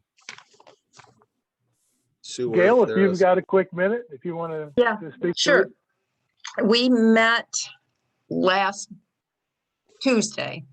And one of the things that I'm going to be coming to the village to ask about ordinances, if we have them in place for trees, we need to know that if we have. And so I will be coming to the village office to pick up a copy if we do have ordinances about the trees. And we're just talking about what kind of trees we might want to look at, whether we want to have just a section of like maples and a section of whatever. Also want to work in some native plants along with the trees. And so I think that the Steve, oh gosh, Steve's last name right now won't come to me, but anyway, he has a lot of knowledge about trees. I've been very excited to have him join the group because he really definitely has a lot of forestry knowledge. So he's been very, very helpful. I think we've got a good committee going, and I think that we'll get there. It'll be great. But I'm glad, Jim, I'm glad to hear that you're going to have a thing going up for us where all the trees are now. Yeah, it'll be a little bit bigger than our zoning maps in that. So I did have one thing, Mr. Frisbee. We will be sending out notice to the council to hold a special council meeting Monday, August 30th. It will be tailored around approval and our first public notification of a proposed additional development in our industrial park of the magnitude of about 34,000 square feet and an additional 45 jobs for the village. But we, due to the timing and only having meetings once a month, we're going to request, if it's okay with Mr. Frisbee, to have a special meeting Monday, August 30th at 7 p.m. And that will be by Zoom under the directive as well. Okay, good, Jim, thanks. Steve Lang is the other tree committee. Thank you, Lang. I Yeah. just wouldn't come to me. It just would not come. So there you go. And I work with That, Ruth, his wife, all the time. Just wasn't there. It was behind here, but it wouldn't come forward. Did you all have time to review that City of Novi Forestry rules and That- regulations? Yeah, that was really Pretty- interesting. That's very amazing. I'm glad you Now, sent it. Novi, of course, Yeah. is a much greater, larger community, but they have a totally committed forestry group that Yes, they sets do. every regulation for every shrub and tree in that community. And it's I was taken back to the depth of it, but I certainly found some points of going forward and setting, agenda items that I think would really help out there. We also got a publication from Arborist, the Arbor, whatever that's called, and it is very well put together and gives you an example of exactly how you can proceed. So I was very impressed with that too. So we do have things Good. like that under. Very good. Yep. Was there more, Ms. Gale? Nope, that's it. All right. Did we have a South County Sewer meeting to report on at all, Carl? You skipping Denny with the fire authority, or? Did I skip Denny? Yeah. Yeah, don't I skip thought it. I'd let him speak last. Oh, thanks. Real quick, I've had conversations with Tracy over the last few days. We do have a meeting coming up Wednesday night at 6 o'clock. We are going back to Zoom. Our last one was in person because of COVID regulations and that. We're going to go back to Zoom again. Our fire department averages calls about 3 a day. August 3rd was one of the worst days that we'd seen in this area in quite a while. In a 24-hour period, probably less, our fire department responded to 10 calls, including a full structure fire of a barn east of town. When they arrived on scene, it was fully engulfed, and there has been pictures and videos posted online. They also had 3 accidents, a stroke, and a full-blown heart attack. So our guys had their hands full, and we should be proud of them. Anything else, I'll make comments during personal time. Thank you. All right, Denny. Now, Mr. Keller. Yes, we had a South County Sewer and Water Authority meeting end of last month. It was in person. Couple of the highlights to talk about: Barton Lake, the Barton Lake Association. They were going to be distributing a petition amongst the lake owners to gauge your interest in developing a plan to put a sewer in around the lake to service the residents. The only involvement the village would have would be, obviously, the sewer would be running through the village. And so more to come on that. They're just in the infant stage of talking about that. So the other thing was the Village of Schoolcraft, US 131 Business Corridor. They're trying to gauge the interest of the business owners on whether they want to have sewer run down through the business corridor. Don't really know where that's going to go. I know that they had a May deadline with the MDOT because 131 is going to be completely reworked, and they kind of passed on that deadline. So that would have been the time to have incorporated getting sewer lines in while they're tearing 131 up. So don't really know where that's at. A couple of the projects that were going on, Lake Pines, It's an Illinois Wood Development, which is north of here off of Sprinkle. That's been put on hold, I guess. They don't really know why, but that's been put on hold for the development. And then also there's a mobile home park in Portage, which is in Schoolcraft Township. That's also been put on hold. They were looking to hook a sewer up through there. So that's what's going on with them. We'll have a meeting next week, so I'm sure there'll be more exciting news. Thanks, Carl. So I think that takes us to trustee time, and I won't make Denny wait till last. I'll call on trustee Olson. The last few days I've been trying, and all I can say is I'm not a liar. I did not lie. My conversations with Jim Mallory, Jim told me that in 18 months, the fire department would be told that their lease would not be renewed.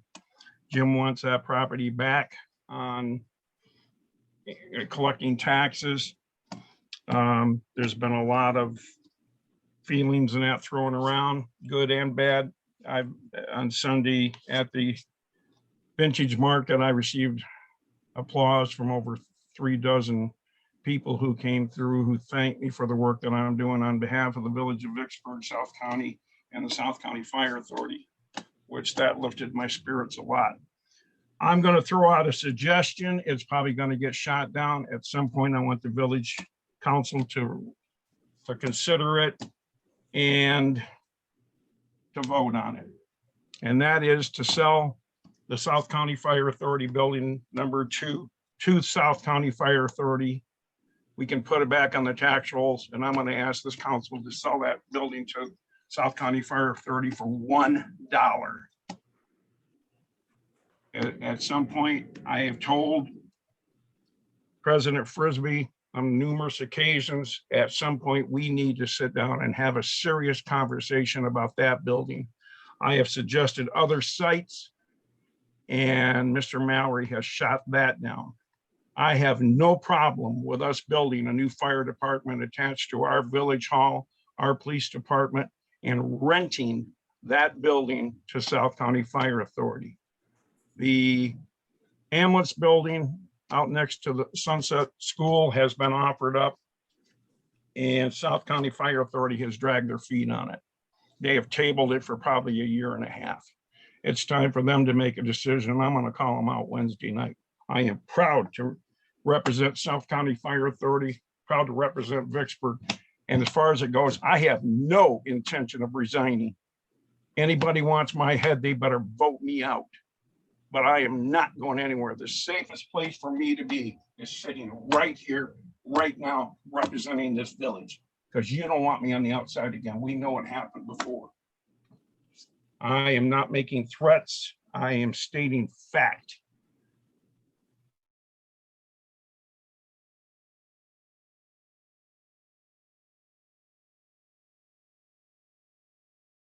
Shot him, lived right here in the village. Wow. That's a black eye for this community. And I'm sure that Scott Sanderson and our police department know who this guy is. Prayers go out to him and his family. I had a police officer friend who was shot, and I spent 18 hours at the hospital with him and his family. And Roger recovered. I believe Jim Mallory knows Roger Lang. He was one of my guardian angels. And his 2 sons are now Marion County Sheriff deputies. That's a legacy that that man was making us brave. So prayers to you and yours. Scott, I support you and your guys. Chief McMillan, I support South County Fire Authority. Thank you. Appreciate it, Tim. All right. Trustee Keller. Well, first, my condolences personal go out to the officer's family going through this. It's a horrible thing that happened. I do want to thank all the citizens for their input tonight. Normally our meetings are frankly pretty boring. Tonight was not a boring meeting, obviously. So I do thank them for their input. I do want to address an issue that was brought up tonight during one of the comments that my driveway was being prepped. My driveway was not being prepped. There was a broken water main that is in my driveway, that the reason why half the driveway, they had to redo it was because they had to fix that water main or that water valve. So the village can shut the water off on me, basically is what they said. But it was broken, so they dug down and fixed it. So that's why there's a big barrel out in front of my driveway. And I think residents need to understand that for the first 2 months of this project, my wife even said, who hates you in the village? Because every piece of equipment or every large pile of gravel was in front of my house. I had a big Connex box parked in front of my house. So I want the residents to understand, I am getting no special treatment here, period. And I want this road paved no more than anybody else here, believe me. In regards to the feral cats, I appreciate that being brought up. It has been discussed with staff. They are aware of it. Unfortunately, I know that Kalamazoo County doesn't look at it the same way we do, so we have to be creative, but they have been involved in it. They are aware of it. So again, thank you to the residents. I appreciate your input tonight, and thanks a lot. Thank you, Carl. Trustee Wagner. I'll keep it short. A lot of it's already been said. Echoing the condolences to the deputy and his family, and thank you to all the residents bringing your input. Please encourage yourselves, your friends, family, other residents to continue to bring that input forward. That is the best way for us as your trustees to represent you, communicate with us directly. As Tim has said, we can bring that input forward because we don't know what we don't know. And we all live lives just like everyone else. So we're all human, we're fallible, but we want to do the best job for you that we can. So please bring it to us, and we're more than happy to bring up those concerns. So thank you. Trustee Reister. Well, I think that what Ryan said is perfect. And I would just like to welcome you back to the village. I understand that you're going to be at the credit union here in town, and I'm really happy to hear about that.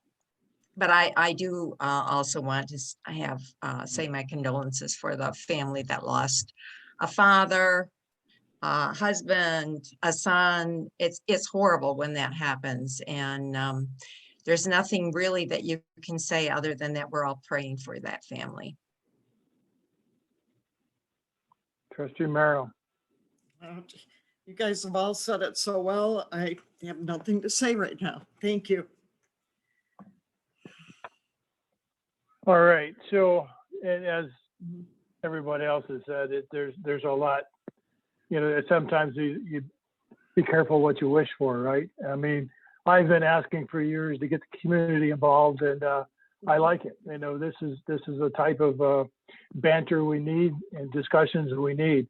But I implore everyone to think twice before you go to social media. Absolutely. All right. I mean, I won't expound on my beliefs from social media and what it's done to this country, what it's done to our community. There are better ways to deal with it, and I just implore people to pick up the phone, pick up your email, write it, reach out, come by the house, talk about it. The social media has got to stop. It's just got to stop. It's just too many voices on there, too much misinformation, too much accusations, and it does nobody any good.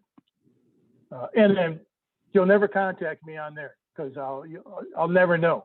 So the only way to reach me is via email, and I promise you, I will contact you back.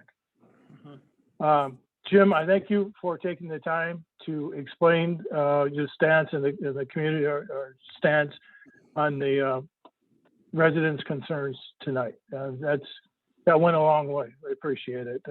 You said it well. You confirm my commitment to the tax-paying residents of this community. And that, for myself, is it. I think I said it earlier in regards to Deputy Ryan Proxmire and his family. Our prayers go out to them. So, with that, have a safe evening. I'll entertain a motion to adjourn the meeting. Trustee Wagner, so moved. I think it was trustee Wagner who moved, seconded by trustee Merrill. It can be done by a voice vote. All those in favor of the concluding the meeting? Aye. Aye. Thanks. All right. Thank you. I did, so Karen, Matt Miller, we only take citizen comments at the start. I will hold the Zoom meeting. The trustees will be going off, but if you have a question for me, I'll certainly stay on the Zoom. You just stay on as well and I'll answer those questions yet tonight. So, thank you. Thank Have a you. good evening, everyone. You too.